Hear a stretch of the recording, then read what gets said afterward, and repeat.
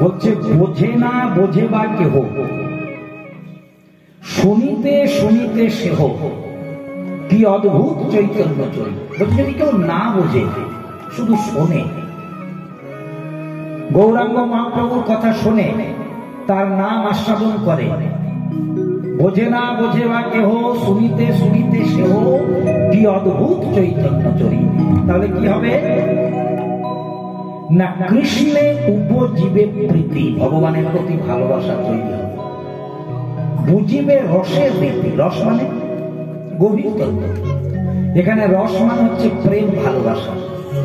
যে প্রেম ভালোবাসা দিয়ে ভগবানকে বৃন্দাবনে সবাই প্রাপ্তি করেছিল, পেয়েছিল, সেই রসটি হচ্ছে সখ্য, শান্ত, দাস্য, বাৎসল্য, মধুর।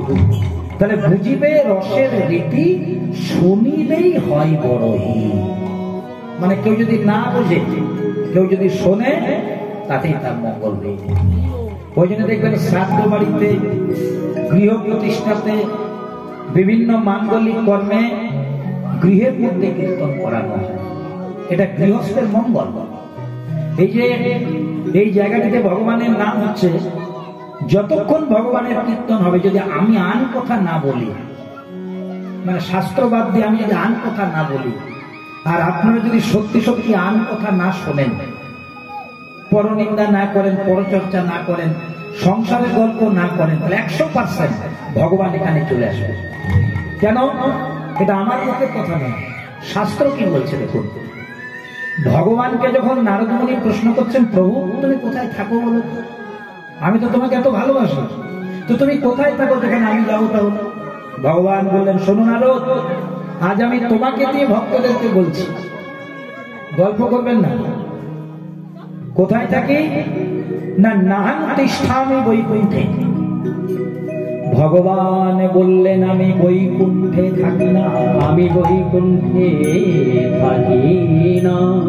শ্লোকগুলোর মানে দেখুন, নাহং তিষ্ঠামি বৈকুণ্ঠে, নাহং তিষ্ঠামি বৈকুণ্ঠে, আমি বৈকুণ্ঠে থাকি না, বৈকুণ্ঠে থাকি না। যোগিনাং হৃদয়ং চ, যোগিনাং হৃদয়ং চ, আমি যোগীদের হৃদয়েও থাকি না, যোগীদের হৃদয়েও থাকি না।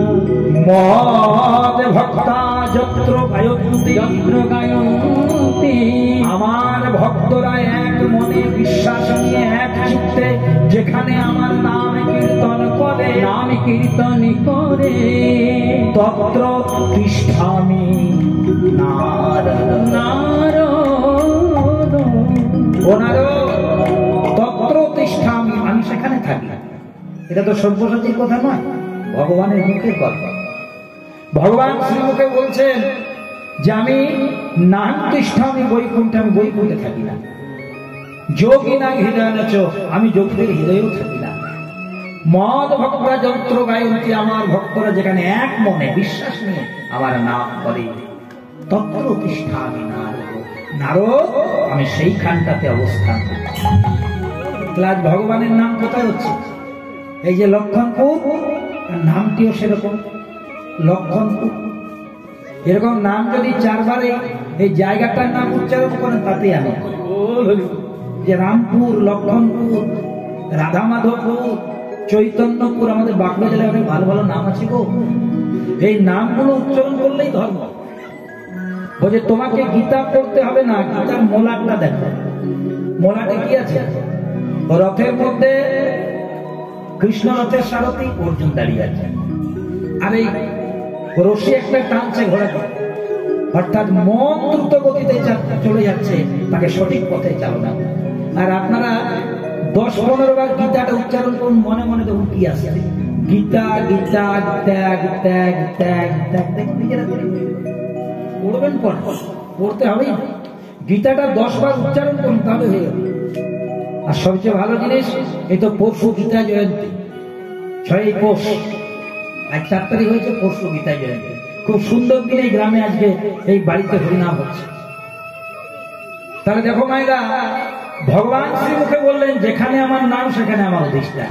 তখন কিন্তু নারদ মুনি দারুণ একটা কথা বললেন যে প্রভু ঠিক আছে, বুঝে গেল, তুমি বলছো বৈকুণ্ঠে থাকি না, যোগীদের হৃদয়ে থাকি না, যেখানে আমার নাম হয় সেখানে থাকি। তাহলে একটা কথা বলি প্রভু, তাহলে যদি তুমি বৈকুণ্ঠে না থাকো তাহলে তোমার নাম বৈকুণ্ঠপতি নারায়ণ হলো কি? সবাই তো তোমাকে বলে বৈকুণ্ঠপতি নারায়ণ।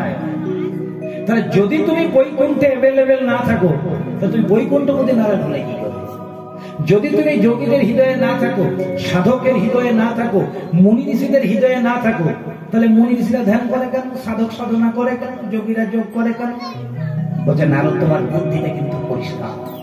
কৃষ্ণ ভগবান আরো পরিষ্কার করে দিলেন, বলছে শোনো, আমি বৈকুণ্ঠেও থাকি, আমি যোগীদের হৃদয়েও থাকি, কিন্তু যেখানে আমার নাম কীর্তন ভক্তরা করে সেই সময়, ইন দি মিন টাইম, ঠিক সেই মুহূর্তে যেখানে আমার নাম হয় তখন আমার বৈকুণ্ঠের কথা মনে থাকে না, যোগী ঋষিদের কথা মনে থাকে না।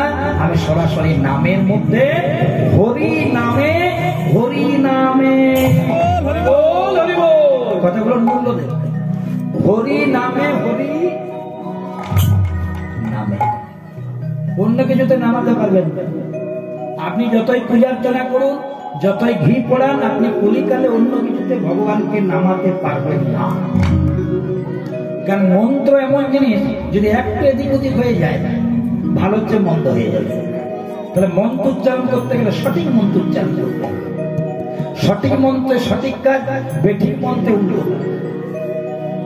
তাহলে মায়েরা, আমাদের মহাপ্রভু সহজ উপায় করে দিয়েছেন হরিনাম। তাহলে আমরা জটিল দিকে যাব কেন?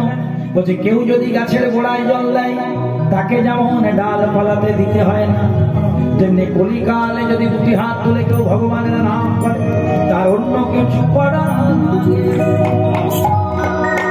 সবাই এটা বলে উঠবো একবার, হরি বল, হরি বল, হরি বলে বলে উলুধ্বনি দিয়ে দাও মায়েরা।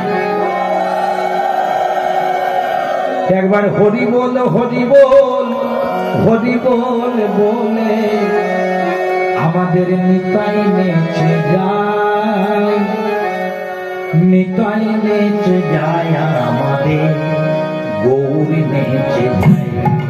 নিতাই একবার হরি বল, হরি বল, হরি বলে বলে, হরি বল, হরি বলে, হরি বলে বলে আমাদের নিতাই নেচে যায়, নিতাই নেচে যায়।